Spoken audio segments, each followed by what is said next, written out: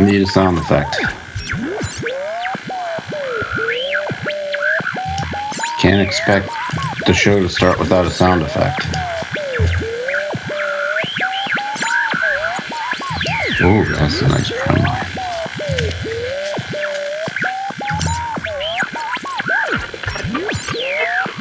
That's nice too.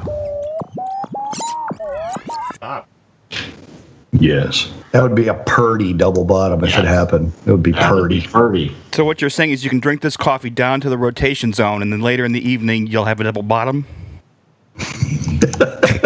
I'm thinking that's a diarrhea joke somehow. There's not a lot of technical analysis humorists out there, are there? Just me. I'm not finding that funny. I think that's a diarrhea joke, and I kind of You're like making fun of my life's work. Oh, that's good. The advice provided on this podcast is general advice only. All statements made are considered by the participants to be accurate, but accuracy cannot be guaranteed. It has been prepared without taking into account your objectives, financial situations, or needs. All participants in this podcast, including guests, may have a financial interest in any or all of the products or services mentioned. Before acting on this advice, you should consider the appropriateness of the advice, having regard to your own objectives, financial situations, and needs. If any private products are detailed on this podcast, you should obtain a product disclosure statement relating to the products and consider its contents before making any decisions. Where quoted, past performance is not indicative of future results. Recorded August 4th, 2017. It's the Money Path Podcast with your hosts, Bob Iacchino and Mike Arnold, founders of Path Trading Partners. On this episode 83, The What and the Why is sponsored by Motive Wave. Go to pathtradingpartners.com and download your 14-day free trial. So let's join Bob and Mike with a conversation of news and the markets. We need to start this. We need to start this particular show and every first Friday show with the jobs number, in my opinion. Well, I have the job. We can start it. Start with the jobs. It's in the economy segment. Yeah, I didn't think you were arguing. It was just a suggestion. It's just because it's the most important piece of data every month. It moves the markets bigly this morning. Bigly. Where is that? Well, actually, I have my own notes. So jobs number this morning, it was expected out around 178 I saw estimates as high as 190 that were still kind of within the range. So let's just say it was 178, 180,000 expected. Came in at 209,000, the rate, 4.3%, that's unchanged. Now, the prior 2 months revisions were up a total of 2,000 jobs. Wages were up 0.3 which beat. It was expected to be up 0.2. That's a slight beat. But the year over year was 2.5, which is an uptick. So we've got in 1 year wage gains of 2.5%. Historically, that's very small, given where we are in the recovery. No change in hours worked. The U6, which I've talked about before, is the unemployment rate that essentially includes everyone. Everybody that wants to work, which the headline number does not include that. The headline number starts to slowly push people out in order to what they call normalize or adjust the number. The U6 unemployment rate is unchanged at 8.6%. Job participation rate ticked up. That's the amount of people that have come back into the workforce after giving up on looking for a job. So historically, we hover around 66 or 67%. We're still low since the crisis. So we're 62. That ticked up to 62.9%. Manufacturing jobs gained 16,000. Construction jobs gained 6,000. Retail lost the most, but the biggest winners were leisure and hospitality, education, and health. So leisure and hospitality, those are generally lower paying jobs. Education and health, those are often entrepreneurial jobs in education, not necessarily in health. So versus recent jobs numbers, this was a pretty good jobs number. There's really nothing to be upset about in this particular jobs number, really no negatives. But the first thing I did was kind of watch the euro US dollar, which the euro's gotten hit quite a bit, mainly on dollar strength. But you would expect that. When you look at the euro currency chart, it has been straight up essentially since about mid-July. basically been straight up. They've had pullbacks during the day, but the pullbacks rarely had a new low. As a matter of fact, I don't see any that had a new low on a pullback, maybe 1 day, 2 days at the most in that period of time. Whereas today we're actually pulling back to our daily R zone. That hasn't happened where we actually pulled back in 1 day, like in one strong move, and not recovered the entire day. Now it's early Friday morning, we still could, but I doubt that's going to happen on a Friday. Dollar index was working on, let me just double check that we're still not there now, was working on its fourth straight down week, which essentially, if you look at, Mike, a euro US dollar chart, like a long term, like a weekly, and then you look at a dollar index chart in the same time frame, you see that the euro broke out of its horizontal channel that it had been in since January of 2015, basically, Jan-Feb of 2015. We started to form a horizontal channel that we've held all this time. And the euro broke out of it decidedly in mid-July and has crawled up almost to the 50% measured move of it. You know, giving a little credence to that's more of an art than a science of drawing that channel. So probably people have it in different places. But the dollar index this week looked like it was ready to break out of its horizontal channel to the downside, dollar index. And it kind of looks like a shake and bake if you go to like a weekly dollar index chart. It looks like a long-term shake and bake, which is a pattern that Mike kind of invented. But we're back up in it now. So the dollar index is rallying at a decent clip right now. It looks to be up about 0.5%, maybe a little more than 0.5%. So you would expect that. Right now, we are not going to finish with a down week if it were to close right here. But there's a lot of trading day left to go. So that's the jobs number and the immediate reaction. I'm assuming that equity markets are higher, but honestly, I haven't looked. I was really just watching the euro, US dollar, and the dollar index. Equity markets are higher, but just not by much. The Dow's higher right now. The S&P is slightly lower than the NASDAQ. Well, the Dow is up 0.07%. The NASDAQ is down 0.08%. Buy the dip. Yeah, so I would say that everything is flat. Yeah, there's your economic update for today. It's interesting because something's definitely shifted in the market. NASDAQ's is sort of given up its lead. The Dow's become now the leader, and the NASDAQ is relinquished its leader pattern over the last couple weeks. What has NASDAQ? NASDAQ's no longer the go-to leader, and the Dow's picked it up, which is you're getting and the S&P's, which has been in the middle, but that's still middling. It's really, I've seen this before though. It happened. It's happened a few times before market pullbacks when the NAS a lot of time is leads, and then S&P's in the middle, and then Dow's lagging. And when I say lagging, it's not really the strongest one every day. And over the last week and a half, it's now shifted to where it's Dow leading, S&P in the middle, and NASDAQ lagging, which from the research I've done generally signals that we could be posed at some point in the next couple months for a pullback. I'm going to put in Skype right now, Mike, so you can see it. Why I think this might be close to. I got to take a screenshot of it. They're not going to let me send it with the channel drawn in. But why the dollar index might be close to an unmeasured shake and bake. And what I mean by unmeasured is I'm not actually doing the measurement. I'm just kind of eyeballing it. But I'm going to put that in right now. Hang with me a second. Maybe you could just kind of give a basic idea of what a shake and bake is without giving anything away. Well, sure. A shake and bake, it's when there's a major pattern involved, it doesn't matter whether it's horizontal channel, double top, double bottom, head and shoulders. When something triggers that a lot of people are watching, a lot of market technicians are watching, it triggers like with 1 or 2 days, and then it completely reverses and goes out the other side of the pattern. It shakes everybody in, it gets everybody sucked in, and then that was it. That was the big move. It didn't go anywhere, and then it goes completely the opposite direction. That's a shake and bake. And there's a lot of ways to trade it. But that's what it is in a nutshell. So it's a head fake, basically, right? It's a head fake. Well, if you look at what the euro did back in December, okay, see where it broke the bottom of that horizontal channel? Yeah.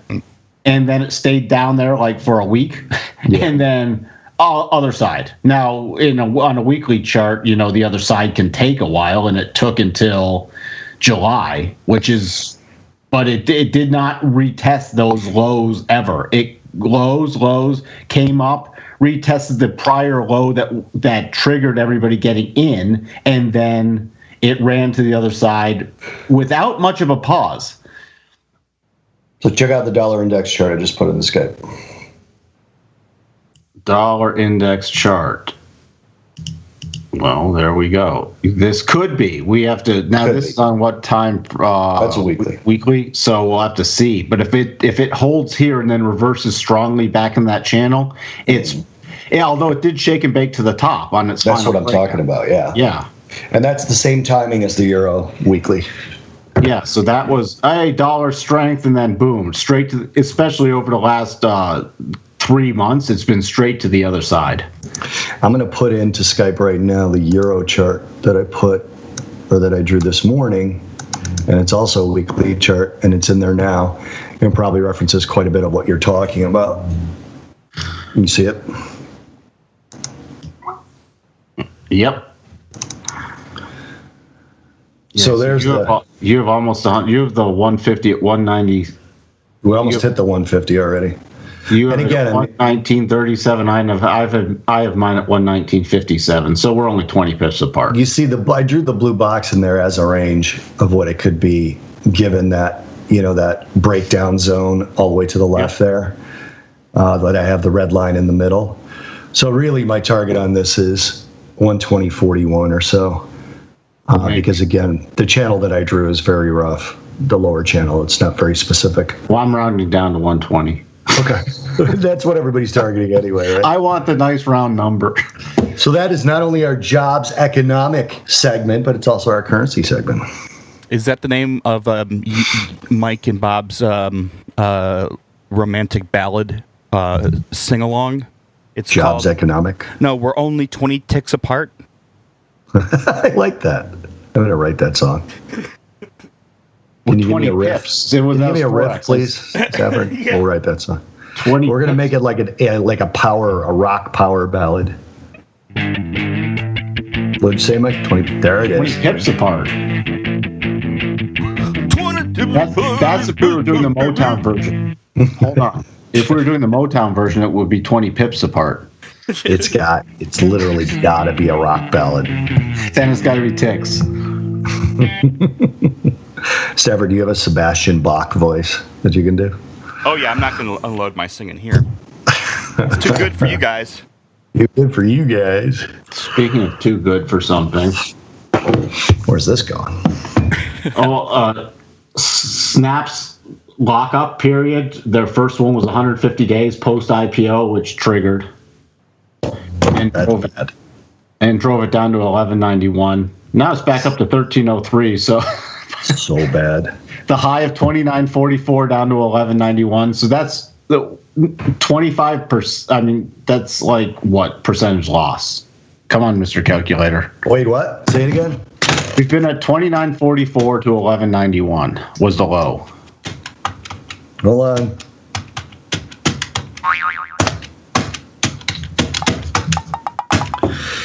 Oh, an 83% loss. Oh, if you bought 83.7.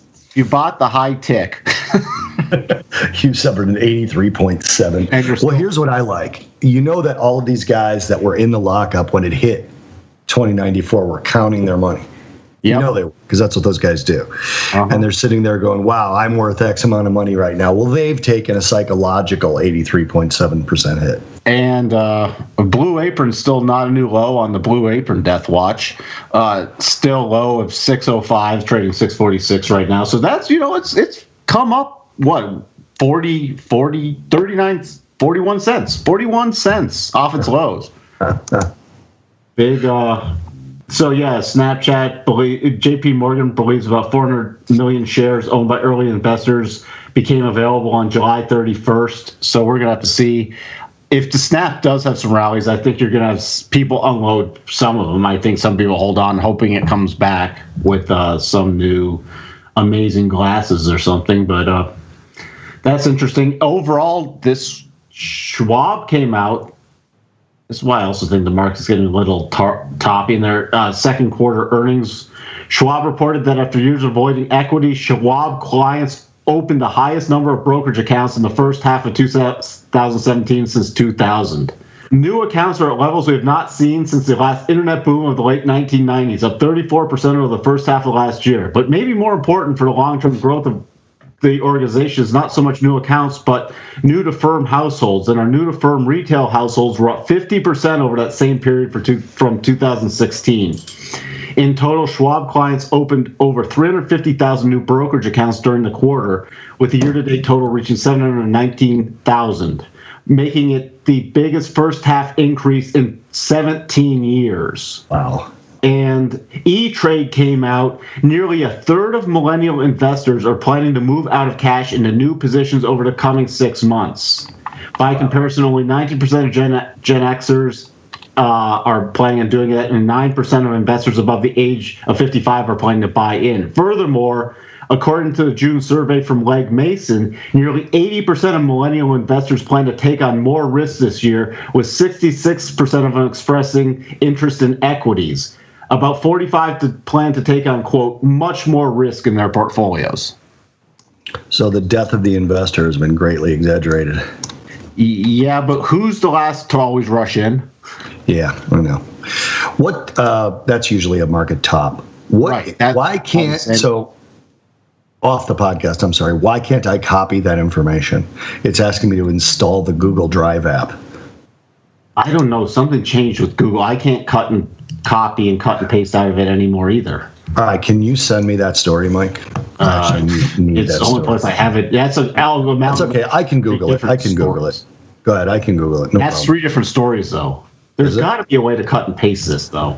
It's really annoying. I don't know what happened. Something happened last week, starting with this Google Doc, that we can't cut and paste out of it anymore, which is annoying me too. Okay, you know what? Control-C still works. I don't know what's going on. Control-C still works. Does it? Yeah. Let's see. Yeah, so that was 3 different stories I put together. No problem. That's called the Mike Schadenfreude segment. I realized what Mike's humor is. He does enjoy Schadenfreude. I love. I didn't German shoot words. Freud. I love Freud? German words. Freud died of natural causes, didn't he? I don't know. How did Freud die? How did Freud die? You know, I don't know. And I think if I search my mind, You'll find nothing. really, if I search my mind really hard while we're sitting here, I could probably, something's coming to me. Drug overdose. Did he? Yeah, so natural causes. He naturally killed himself. Yes, I got to hit the food and fashion note quickly. Food and fashion. Sure. And you even contributed to this week, so don't even go there. I did. Actually, no, I'm not mad about it. I'm good. Why don't you talk about what you contributed? Yeah. What? You contributed. What did you contribute? Then I'll put in my contributions because it pales in comparison to yours. Uniqlo will sell. I'm not sure if I'm saying that right.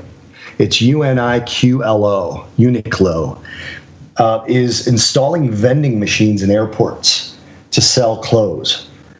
And their whole idea is you land somewhere and it's cold and you forgot a jacket, and you could put a credit card in and get like one of those completely smushed down jackets that warms you up, a lightweight down jacket.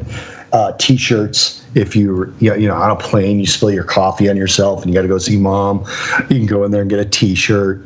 You forgot underwear. I personally, when I first saw this story, and I'm not reading the story, I'm just kind of talking about what I remember. It's genius. It's like creating a niche I was going to do TV the other day, and luckily I was not far from the house. I grabbed a coffee to go from my espresso machine, and as I hit the bottom of the driveway, I turned and spilled the coffee on my shirt, and I had to run back in. Now I was imagining doing that somewhere where it was important, right? Like I was headed to a meeting or something. I would so much rather show up in a vending machine T-shirt and a sport coat than a dress shirt with coffee stains down the front and a sport coat. I could just go in there and go, yeah, I'm cool LA guy. I dress casual for meetings. As opposed to, yeah, I'm an idiot and I spilled coffee on the way here on my shirt. How you guys doing? I just thought it was genius when I saw this. That is creating a niche. I called it disruption, but I decided that disruption's not the right word because they're not really disrupting anything. They're just trying. I guess they are. They're just trying to get people to not go into a store in an airport and rather just go to a vending machine and say, okay, I just need something quick. I just thought it was genius.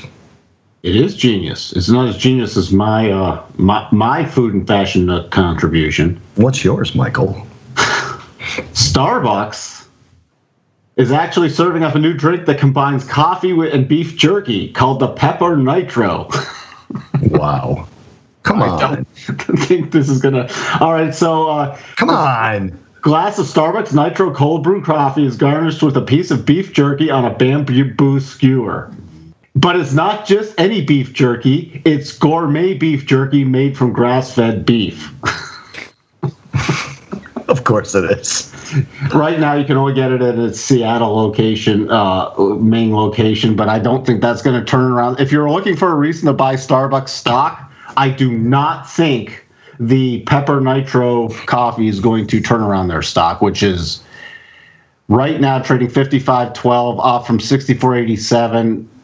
They had a slight beat on earnings a couple weeks ago, and it rallied up to its declining rotation zone. I'm expecting it to test the $54 mark again. Now, at some point, if we do find a bottoming pattern in this, we'll probably talk about it and call it out like we did with things like Chipotle, but nothing yet. This is not something I'd be jumping into yet, and that's my contribution for beef jerky and coffee. You up for that, Bob? I would try that. It's got a gap fill in its future, but not till it gets through that rotation zone, which it hit pretty darn hard. And think about it though, if it comes back down, retests its lows, forms a nice double bottom or a sideways horizontal channel, gets the upper end of the rotation zone out of the way on the weekly basis, or daily basis. Now in the cool tech or putting people out of business segment, we have JP Morgan develops artificial intelligence robots to execute high-speed trades and put humans out of work. High-speed trading? Yeah, JP Morgan will soon be using the first of its kind robot to do away with carbon-based traders altogether. I like carbon-based traders. Execute trades across this global equities algorithms business using a robot. They've done a recent trial of their new artificial intelligence program, showed it's much more efficient than traditional methods of buying and selling. This is reported with the Financial Times. So they're looking to roll this out, and they're going to be the first one. They expect their competitors to take 18 to 24 months and to invest multiple millions to come up with a similar technology. Their AI, known internally as Loxam, has been used in Europe already on their equities algorithms business since the first quarter and will be launched across Asia and U.S. in fourth quarter. So there you go. Now, we've talked about, the robots and everything putting the low-wage workers, out of work. Well, now they're going to put the guys who invented the thing who make all this money are going to get replaced by AI robots. I almost tried to include this in part of the notes, and then I decided it just seemed too silly. But there was actually a story circulating around that Facebook's artificial intelligence scientists shut down their AI experiment because the chatbots developed their own language. And it's been proven false. It's been proven false. Has it? Yeah. So it's been debunked. It was fake news. Oh, well, we can't touch on fake news. Yeah, it was fake news. So, but it was funny because, it was Snopes came out with a story pretty quickly that, none of that happened. Perfect. Yeah, but here's what is failing then. Facebook's AI that's supposed to notice fake news. That's clearly failing. So that was somebody's humor attempt like that. All right, we're going to put up an article that Facebook's not going to flag as fake news about Facebook's AI robots. I just think that's funny that's. I don't know that the story came from Facebook, but I saw it, and I don't know if I mentioned it to you, Mike, or if you saw it separate from me. I don't remember. Yeah, I saw it separate from you. Yeah, but I was like, wow, is that real already? First, Skynet came for the blue collar, and I said nothing. And then Skynet came for the white collar, and I said nothing. And then Skynet came for me. This kind of thing makes me a blue pill guy. I'm going to be a blue pill guy. Well, where does Apple fit Just in? insert me back in the Matrix and feed me a good steak. Where does Apple fit in with Skynet? Because they came out with earnings this week. Apple is Skynet. Once Tim Cook mysteriously disappears off the coast of Japan in his jet, and nobody knows what happened. It was an instrument failure. Then we know we're in trouble. And they lock down that circle, and it takes off and is in the ionosphere like in Prometheus. Is that why it looks like a spaceship? Are they actually designing it to take off? You build it in plain sight. Did they partner with Elon behind the scenes to like have his Mars stuff like? Because those both Apple and Tesla came out with earnings this week. By the way, Elon, I've said this before, Elon needs to get some sun. And he needs to shrink his body because there's no way to grow his head. Right now, I think his head's big enough. I'm just saying, I mean, he's trying to grow it and it ain't growing. Right now, he just looks like a kind of an overstuffed, small-headed, pale guy. So we have one credible earnings. Apple earnings per share coming out at 167 versus 157 expected. Beat there. Revenue 45.41 billion versus 44.95 billion. Beat there. iPhone, this is where they missed. Sold 41 million, estimated at 41.1 million. But I mean, it only didn't really affect it because it was still a big gap up. So that a lot of analysts on that note, a lot of analysts thought that the iPhones are going to miss badly because of the cycle, right? Because they were supposed to, the new ones coming out. And they were actually a little bit concerned with it, saying that, well, that means that people are not so excited about the 8 because they're still going out and buying the 7. Do I have those numbers right? Huh? Are we on 6 to 7 or are we on 7 We're to on 8? 7 right now, and the next one's we might have an 8 and a anniversary model 10. I know. They might have, huh? Yeah, I know all about this Apple stuff. If you So care. what? All right, what are they going to release? They from what we think is they do not have the Touch ID working through the glass. The glass is edge to edge, all the way up to the microphone area, like you think. It will use proximity sensors using infrared to detect face textures and typographical information, so you'll be unlocking your phone with your face. But it won't have the cryptography features that the banks use because it's not tested yet. So you will not have your ability to get into your bank software, supposedly with your Face ID. But this phone will not have Touch ID, so it won't have a fingerprint sensor. So they did not solve we're going to read your fingerprint through the screen. They didn't solve that. They're still working on that. So they went to their VR kit software so they can hold up these new iPads and stuff and detect the space around them. That's what Apple's been demoing, is these iPads are going to give you virtual reality right through augmented reality right through your screen and the cameras. But they need to know distance in order for them to do it. Well, Apple's already written all the software to develop this augmented reality using proximity features with infrared. So the first rollout is going to be the new phone, and they're going to use that for Face ID.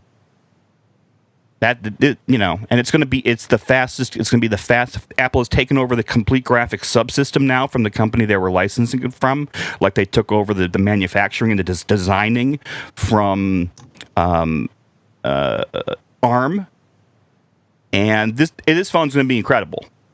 It's going to be a game changer, I think. The addition from flip phone to the first iPhone, or no? Is that much of a game changer? I think augmented reality. Yeah. It's just interesting, that price point of the phone, like once you get past 4 digits, obviously people carry around devices that cost that much all the time, but phones are just so easy to put down and leave somewhere. That's just going to be like, if I were Apple, honest to God, I would create some sort of built-in insurance plan that comes with the phone. They do. They have. Most people are leasing phones now. They lease their phone for 2 years, get on a plan, right? They're used to it with their car. Car prices are going down. Phone prices are going up. Prices are going up. It all makes sense. So Apple's done very well with their leasing program in the last few years. Does Tesla have a leasing program? I don't know. It didn't. Does anyone know about Tesla resale? It didn't Tesla, in order to increase their sales numbers, aggressively buy back cars for people who wanted to upgrade? Yes. So they've done a number of things. Actually, I think that's why all these people, if they blame it on Tesla, where their auto driving feature goes haywire, all of a sudden, like 2 days later, it's like, no, it's my fault. It's my fault. I think they signed a non-disclosure with Tesla, and Tesla just gives them a new car. Does Kelley Blue Book list them yet? I'm going to look. Well, you're looking for that. Tesla came out with their non-GAAP earnings per share, negative $1.33 versus expectations of minus $1.88, and that's non-GAAP. Of course it is. Because their GAAP missed big time. They don't even. You might as well not even look at their GAAP numbers because it'll depress you. Second quarter revenue beat, coming in at $2.79 billion versus estimates of $2.51 billion, but that's also with their diluted loss of $2.04 includes $100 million in ZEV credits and $65 million in non-controlling interest of Solar City. So that they hit their numbers by, again, I don't want to say creative accounting, but it was creative accounting. That's creative accounting. You could say that. I think all non-GAAP should be called that. It's you steal our tax dollars and you give it to these people who bought these electric skateboards. I agree. Yeah, I don't understand why we subsidize electric cars. I mean, I understand what they say, but I get it. They delivered 22,026 Model S and X vehicles in the second quarter, which was down slightly. Let's see. Tesla also has $3.9 billion in accounts payable and accrued liabilities as the company drains all net working capitals, sources of cash it can find. Meanwhile, accounts receivable actually declined. This was the first quarter in which payables and accrued were nearly $1 billion more than cash and equivalents. Wow. Then there was a whole bunch of controversy because they had the Model 3 launch. This is going to be a lot of Tesla stuff this week. Model 3 launch, which we'll get into a bit later, but on his Model 3 launch, Musk said there was over 500,000 in reservations, and he had to clarify that because a bunch of stories came out.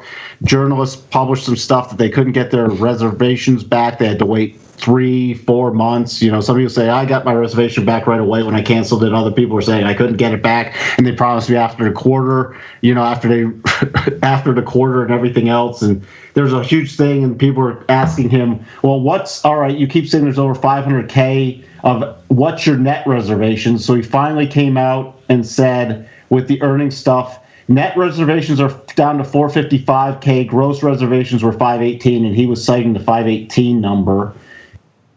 And then in his conference call, this is good, quote, "When we make mistakes, it's because we are stupid, not because we're trying to mislead anyone," Musk said. When asked if he could predict capital spending in the next 2 quarters as the company ramps up its volume manufacturing of the Model 3. So he's using the stupid excuse. Well, I don't think he's treating this still like a startup. Like, they've been around now for how long? How long has Tesla been around? 2000, when they went public? 12? 10? Yeah, they've been around since June of 10. And one interesting thing is he's starting to get we've talked about this before too, he's starting to get more and more heat from the the SEC and stuff, because you just can't make off-the-cuff comments like, because it could be taken as misleading information to your investors. So they're starting to get more and more heat from the SEC with his little flippant ways of talking about stuff. Oh, and then he came out there now. This was sort of, if this wasn't in the earnings report or the earnings number, but he mentioned that Tesla now says they're considering raising money through debt offering, which, again, raise more money. Goldman came out, earnings per share revisions for 2017 from a loss of $3.52 to a loss of $5.68, and 2018 from a profit of 30 cents to a loss of $3.67 is what Goldman just came out with. You can see I put in some total free cash flow, the accounts payable and accrued liabilities, and the total customer deposits screenshots, which aren't actually headed in the right direction. Other interesting things, but the stock did rally really nicely off the earnings report for the people who just looked at the numbers and saw that they beat, and then we had a gap up. And if we close above 347.50 on a daily basis, we're right now at 348.60, it will trigger a double bottom with a target of 380.78. Oh, and by the way, this also, Tesla hasn't, we talked about this one, hasn't installed a single solar roof yet. However, Tesla's own employees are now energy independent. Quote, the first solar roof installations have been completed recently on homes of our employees, who we chose to be our first customers to help perfect aspects of our solar roof customer experience. So they're beta testing the solar roofs on their employees, just like they're beta testing their Model 3 on their employees. I wonder if we do too much Tesla in this show. It's so popular. We did trigger the daily double bottom, didn't we? But it's sloppy. It's not that sloppy. Yeah. It's not triggered yet. In the background, I was reading about the original founders of Tesla, because it wasn't Musk, right? No, it was one of those. It was Martin Eberhard and Mark Tappening. Eberhard's an engineer. Tappening worked at Wise Technologies, and it just cracks me up. I was laughing to myself as I'm reading this because it says the pair became quick friends and often got together for dinner parties or to play Magic the Gathering. I just started laughing when I read that. That's pathetic. These two guys started Tesla, and then Musk came in like 2 years later with $7.5 million, became chairman, and kind of forced them both out. He forced I'm paraphrasing. Yeah, he forced him out hard. Yeah, I'm paraphrasing, but he forced him out. Is Elon a con man or not? Quick round. Mike, is Elon a con man? Yes or no? Too long. Not too harsh of a word. Not intentionally. Yeah, too harsh of a word. Yeah, that's a Seeking Alpha comment section I'm reading, basically. I think he's very good at exaggerating, sort of bending the truth and keeping the mystique alive. And hoping that eventually it's, and I'm not saying Tesla's a Ponzi scheme, but it's like where you have a Ponzi guy who's got to keep new investors coming in to pay out the old investors. Tesla's got to keep the money flowing and the debt offerings coming in and people believing in it and people signing up for the Tesla Kool-Aid to keep it going. Otherwise, Tesla will have a day of reckoning. So we'll see what happens with Tesla. You've just got to buy the dip. Every Tesla got to buy the dip until the dip doesn't. The dip on Tesla. So you can have the dip with your Kool-Aid. It was interesting. You've talked about this now. Mercedes this week came out with, they outlined their three-pronged approach to self-driving cars. Very interesting interview in Motor Authority. So, I mean, level 0 and 1 have been surpassed. We've talked about the different 5 levels of cars in the past. Level 2 cars are on the road today. A level 2 car can take control of the car in limited situations, but the driver must be ready to constantly back up the system should it fail or when the system can't handle it. Level 3 can handle all driving operations in limited situations, but it still needs a driver to take over control after ample warning. Audi, we already talked about that too, said the next A8 will offer level 3 autonomy. A level 4 car can drive itself at all times but not in all conditions, and a level 5 car, essentially, there's no steering wheel. You don't even get to control it ever. Now, Mercedes was working on level 3s and 4 and 5 cars at the same time. They have a dual-pronged approach. So they're Colenius. Quotes, if we would take the inhibitors out, then it could do level 3 at many driving situations. They already have an S-Class at level 2, but they have inhibitors in there due to regulations and everything else around the world. So they believe they already have level 3 in many driving situations. Quote, you can in general terms say that level 3 is a system by which you can let the car drive and you can look the other way and you are not responsible for a certain use case, but not all the time. That technology we believe will come, and we are working on it. However, regulations the world over are standing in the way of developing both level 3 and level 4 to 5 cars. Quote, the regulatory environment is still very heterogeneous on both the level 3 and level 4 and level 5. At the moment, we are in discussions with authorities literally around the world to nail down and try to create as a homogeneous set of requirements as possible, because for consistency reasons and also engineering reasons, the closer those regulation frameworks are, the better. To get all the way to this self-driving stuff, they have to blend in the cameras, LiDARs, and radars. Those 3 sensing things basically replaces the eyes and ears of the human being. It needs to be able to see and hear whatever the human being sees and hears. And then he talks about really why they're doing a two-pronged approach. The level 4 to 5 car is a robot car that drives itself, but they're initially going to have to be rolled out sort of like autonomous taxis, sort of like the self-driving Uber models and everything else, because the amount of sensors at this point in time that you have to put on so many sensors and everything that it's not it's cost prohibitive for people to own it, but they can, by rolling out these cars as sort of group vehicles, they can pay for themselves that way, and then the technology can be brought to eventually, saturation and a cost-effective marketplace once also all the regulations are in place.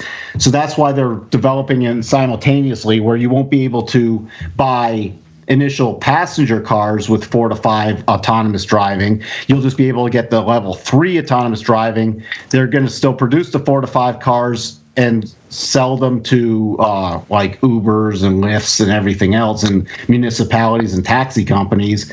And then eventually, when everything's worked out, regulations and the technology is perfected, then they'll start offering them mainstream. So that's their whole approach. And they're looking at the timing for level 4 to 5 to 2020 to 2025 to start. So that's not that far off. No, it's really not. It's funny because when I think about autonomous driving, I think to myself, it's going to suck at first, even though I'm a huge fan of it. You're going to be sitting there and, how many, when the first couple are sold and legal, how many are going to be on the road? It almost doesn't become an advantage until there's 80-90% of them, because then they can drive closer together, they merge much more smoothly. All the things that humans do badly and cause things like traffic and accidents, these cars theoretically should do a lot better. And once the majority of cars are autonomous, then the odd person driving themselves doesn't have the advantage anymore. Whereas when 20% of them or 10% of them are autonomous and they're all driving within the law really tight together, and you're swerving around them because you've got your Hellcat, your Mopar Hellcat that you're driving around in, then it's for the beginning, it's going to suck. So it's probably a long time before the advantages. But you think about the advantages of autonomous car, to me, it just far outweighs the disadvantages that people think of when they talk about it.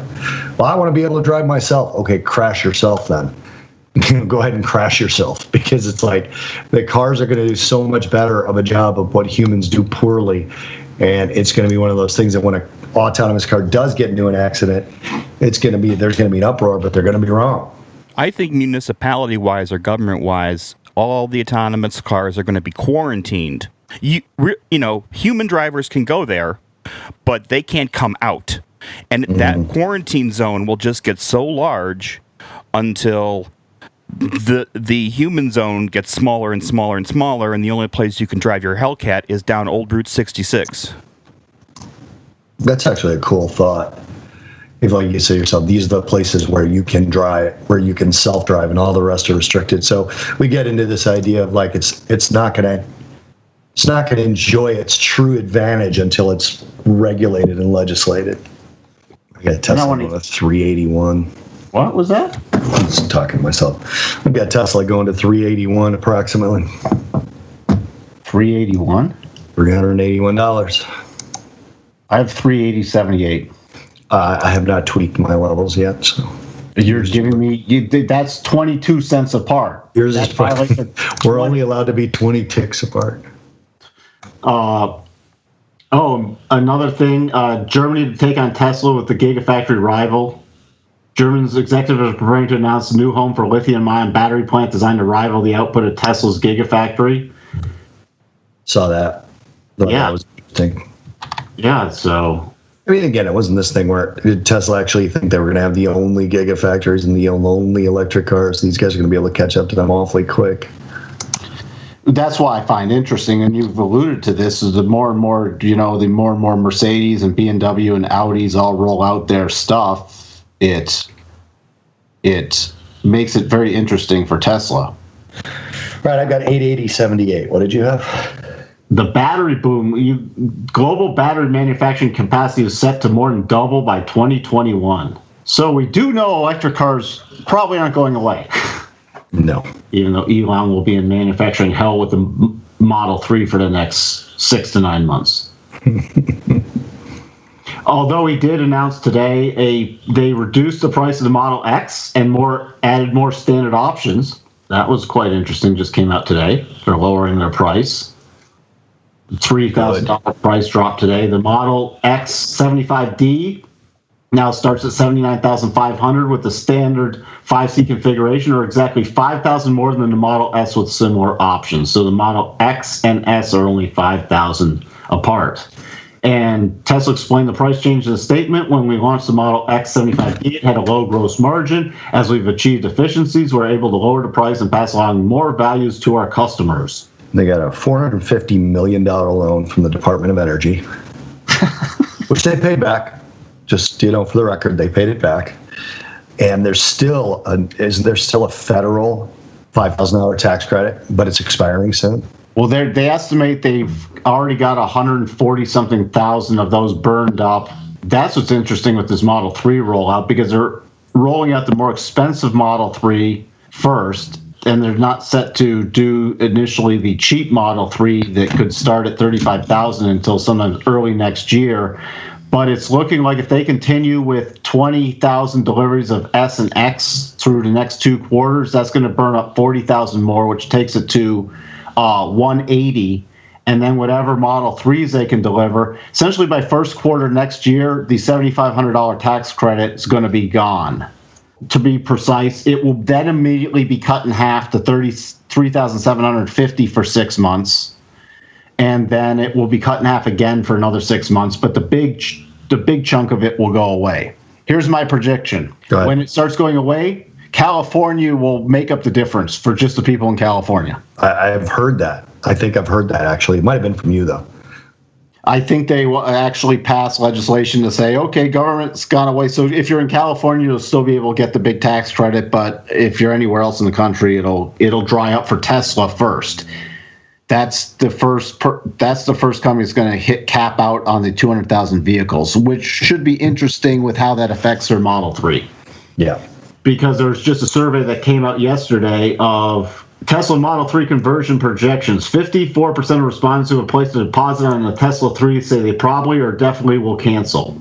So we'll see and we'll see if that affects those numbers. Now, that's just a survey. It's, again, you can take it for a grain of salt. It's like a poll. But if by the time they really get this thing ramped up into fully production, the outside of California, the tax credits are essentially gone for a lot of places, if that's going to affect their sales or not. That's something we will see. The hard fork. How'd that go? It forked, huh? It forked. So do we have 2 Bitcoin symbols now? Is that what we have? Yes. You have the original Bitcoin and Bitcoin Cash. Now, Bitcoin Cash is very limited trading right now.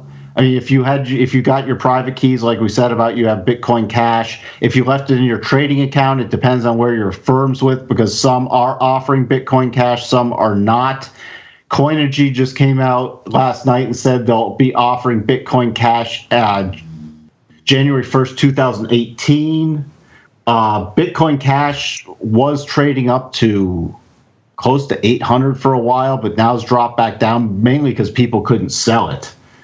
It's now, I don't know where it is, but it was like around 2 something yesterday evening. But everything's still not out of the woods yet with this hard fork. We've talked about Bit 91.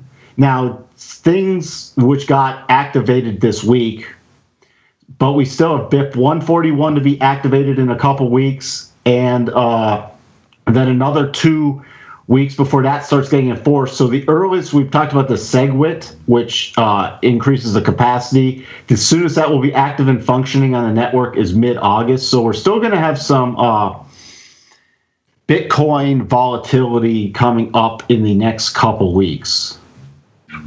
So that's something to keep in mind. And Bitcoin Cash, it officially mined its first block on 2:14, I think that was p.m. Eastern time on Wednesday. So that's where the fork was official, even though it got locked in before that. So we have to still see how this is all going to play out and where Bitcoin Cash is going to be traded at. A lot of people were complaining, well, why doesn't Bitcoin just keep forking off? Because every time it just created $600 or $900 or whatever out of thin air. And then a lot of people were pointing out that people actually can't sell it. So it's artificially inflated now, and we'll have to see where it actually settles and then how many people are going to adopt Bitcoin Cash. That's all the big Bitcoin news this week. Or crypto news. Otherwise, Bitcoin still, it did not really sell off with this fork. Let me look at it right now. Bitcoin, US dollar. Why won't there it is. Trading right now. It's actually from earlier in the week. It's come up from around 226.50 to right now it's trading 28.60. It's testing its most recent highs. If it gets above these levels, it looks like it could break out to potentially new all-time highs. Woo! No, it's got to retest 3,000 first, but it's testing major resistance right now. And if it does get through that, we could make a run for 2,900 pretty quickly. I got to make one comment on cryptos. I was talking to a guy I know, and he had asked me a question about, what crypto we think is going to, let me just say this first. It's a ridiculous question. But of the over 900 and some odd cryptos there are out there right now, he said, which one do you think I can buy at $10 that's going to go to 1,000? And I started laughing because we don't make those kind of predictions because they're nonsensical. Nobody can make them. He said, I just think I'm going to buy and hold Bitcoin. And my comment was, okay, but that might be like buying MySpace, right? Over Facebook. I don't know. I just said, you trying to choose the one that's going to go crazy like that is just silly, which is why we just trade it, because there's so many variables and so many technology moves so much faster than like picking Ford over General Motors. It's not the same thing. So I talked to Mike a little bit, and Mike made a recommendation of which one he would buy. And I'm not going to say which one because we don't do that. And I will say this, the thing is, it's in the cents right now. It's not in the dollars. It's not worth dollars yet. It's worth cents. And so I said to the guy, all right, here, if you want to do one, buy just a little bit of this one because you're not going to lose that much. It's a low risk proposition. And he actually said, okay, where should I buy it? I'm like, it's trading at 40 cents. What do you want? What's the pattern? Hang on, wait for 37 cents. Don't buy it here. Or does he have a trading account or investing? No, I told him where to go, but no, he doesn't have one for cryptocurrencies yet anyway. But I just said, what's that 40 cents? You're asking me if it's going to go down to 28? What? Just buy a little of it. It's going to pull back to 35.22. 35 what? 35 and a quarter of a cent? Yes. These cryptos Fair are enough. traded. This one's traded out to 1, 2, 3, 4, 5, 6, 7, 8 decimal points. Are we telling people what it is now by saying that? Okay. They can tune into our YouTube channel. All right. So funny. Where we've been doing lots of crypto analysis. Yeah, we do a lot of crypto analysis now. We're showing people how 50 plus years of technical analysis skills can be applied to the up and coming crypto markets. So let me just do a quick crude oil a couple of reports came out, one from Reuters that showed that OPEC is up another 200 and some odd thousand barrels over what they said they would produce. Their compliance to the agreement of a production cut is now down to 72% from a high of 108%. They're meeting in Abu Dhabi from the 7th to the 8th to talk about their compliance with the cut amongst themselves. It's an OPEC meeting. It's a scheduled OPEC meeting. And I expect this thing to fall apart now. Crude oil fell this week for the most part. Again, not a lot on data. We have basically balanced rig counts now. We're up one, we lost two, then we were down up two more. So it's not really, the U.S. production is kind of flattish. And the curve is now fairly flat, which we talked about with one of the Twitter guys that watches my CME updates. The curve is fairly flat now all the way out to August of 2018. We're all prices hovering right around $50. Now, as I speak, crude is up less than 0.5% more than 0.25%, 0.39. And it looks like we're going to finally have a crude down week, but it's not enough to turn the recent uptrend. Overall, though, like if you pull a longer-term chart on crude oil, you're still looking at us with lower highs. Okay, like if you look at a monthly chart of crude oil, you see that the last few months, the last, say, what do I want to characterize it as? From the initial dip that we got in May of 2014, we're still well within that downtrend. There's no sort of major macro trend change here, and there's no major macro news in the supply and demand forecast. So that's it for crude today. Really quick one. Macro news, though. What? Is there minor macro news? No, just that OPEC stuff. OPEC also exported more, which is something that they said they were going to reduce. Now, they said they were going to reduce it in August, and these are July figures. But the June figures showed OPEC exporting more, and then the July figures showed OPEC exporting more. So they're cutting back on an increased export. OPEC is now where they were in production in December 2016, which everybody at that point in time said OPEC is just pumping as much as they can prior to the start of the production cut. They're back at that level again. So they're essentially, it's still a lower than like what they had done at their height, but essentially they're back where they were before the production cut started. So they have to kind of dial that back, or that means they've given up on it. So that's the macrame crude news. Yeah. It was the macro crude news. Macrame. Look at Tesla go. Since we've been talking about Tesla, I think we spiked the market. Oh, this is recorded. It's not public yet. No one hears us talking yet. Since we've been talking about Tesla, it's gone from a low of 343. It's at 351.10 now. 351.22 to be exact. Oh, look at that. 24. Rallying like a champ. Follow up with your earlier bit on non-farm payrolls, economy segment. Personal income missed, coming in flat versus expectations of 0.4%. Personal spending coming in line at 0.1%, expectations of 1.1%. Market PMI manufacturing came in at 53.3 versus expectations of 53.2, so slight beat.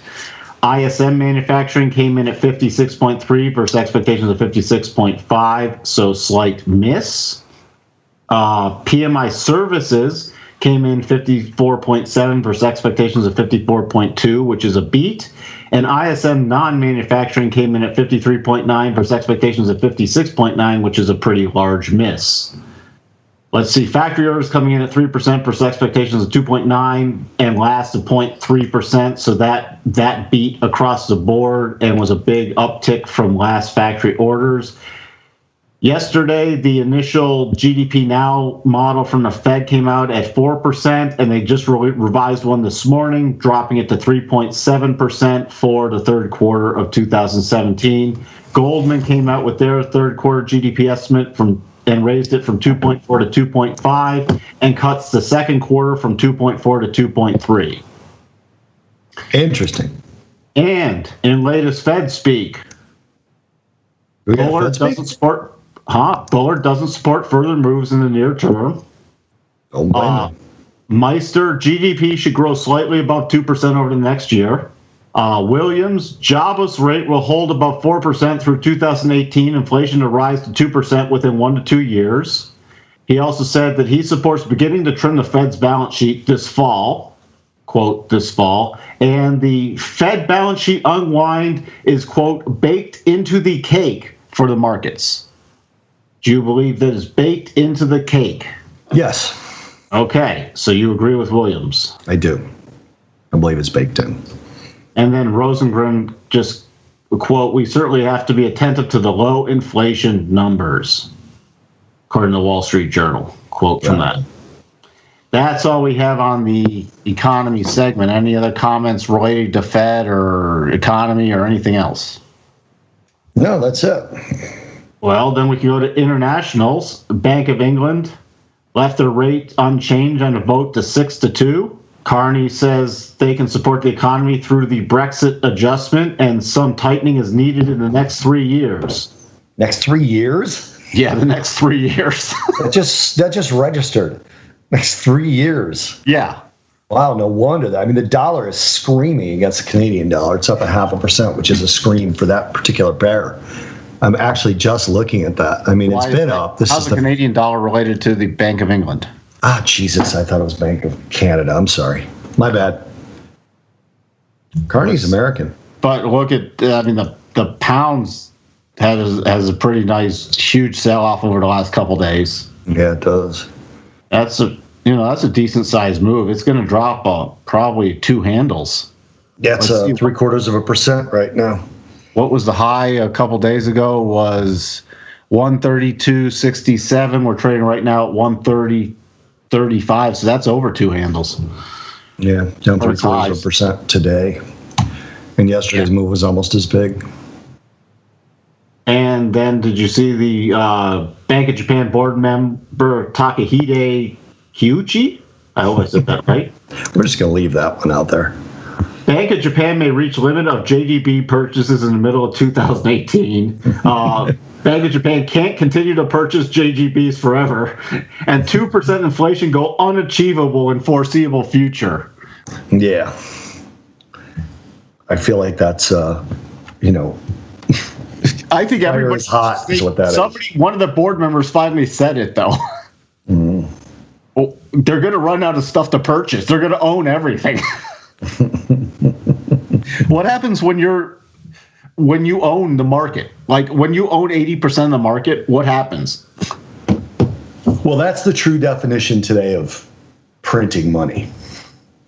Because, when we talk about like the Fed printing money, the U.S. Fed, they didn't technically print money. They just exchanged money so that banks had more to lend at lower rates, and they kept rates low.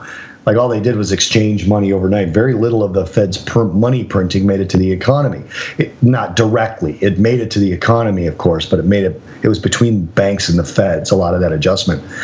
The euro, to a certain degree, and the Japanese yen is different. Whereas the Japanese yen actually made it to the public because Japan just started buying all the assets. So if you were a corporation, you were selling stock, Japan was buying it. So you were actually getting the printed money from the Bank of Japan. So if they own all the assets, that's helicopter money. That's to me, the modern day functionality of helicopter money, where they're actually just printing it and throwing it out from a helicopter. So anything else on international markets? Or the insanity of central banks? No, that was it. What's going on, real quick, what's going on with the Swiss? I didn't know Carney was American. I did not know Carney was American at the Bank of England until I heard him talk. What's going on with the Swiss franc? What do you mean? Well, we had a huge rally last week. I was reading this week that they had to, this because they have this the euro. They're trying to keep the euro Swiss in a certain range, right? Okay. They released it a while back. You remember that? They released it, but they're still. I mean, it's exploded. Mm-hmm. So I was reading that they actually had to sell some of their equity portfolio to try to rein in the euro-Swiss spread. They have massive reserves. They've accumulated about $750 billion in reserves. So it's the ultimate flight to quality currency right now, but there's no reason to fly to quality. Why would you fly to quality when exactly you could trade Tesla? By the way, Carney is Canadian. I thought he was American. Well, that's how you had it tied in with the Canadian dollar. See, yeah, that's why it screwed me up. Yep, I will blame it on that. That's why it screwed me up. So what's your why? Today's edition of The What and the Why is brought to you by Motive Wave Software. Motive Wave Software is a well-established developer of easy-to-use, full-featured charting, analysis, and trading software built for the individual trader. Motive Wave offers the best charting tools used by the pros, such as Elliott Wave, Fibonacci, Gartley, Gannon ratio analysis, but it's presented in a very easy-to-use way. Motive Wave has a product to fit any budget and any trading style, and one of the very best features, it's available on Windows and Mac. So go to pathtradingpartners.com right now to get your 14-day free trial, and then visit them at motivewave.com. I don't actually have one. I'm going to take a break from the why this week. I felt preachy. I've been feeling a little preachy. Why? Exactly. Well, I've just been feeling a little preachy. I don't have a why this week. So we are why-less. Well, that's not acceptable. Then I'm taking a break too. Bob, I do have to say that your CME videos recently have been spot on and well done. I do implore the audience to check them out. Thank you, sir. CME group on YouTube. They're good. Here's my why. Why are we not watching my CME videos? I have a couple whats. Shoot. Shake Shack stopped out. We talked about that. Early entry. Shake Shack guided way lower earlier this week, and stock tanked. Yeah. So and Chipotle, though, closed below a very key level we've talked about. The next major support level it's trading at right now is this 335. If we do get a close below 335, we're watching for a retest of the 300 level. 300 to 305. So nothing to signal any buying opportunity in Chipotle. Hey, your Walmart hit target 1 also. I meant to point that out. Did it? Yeah.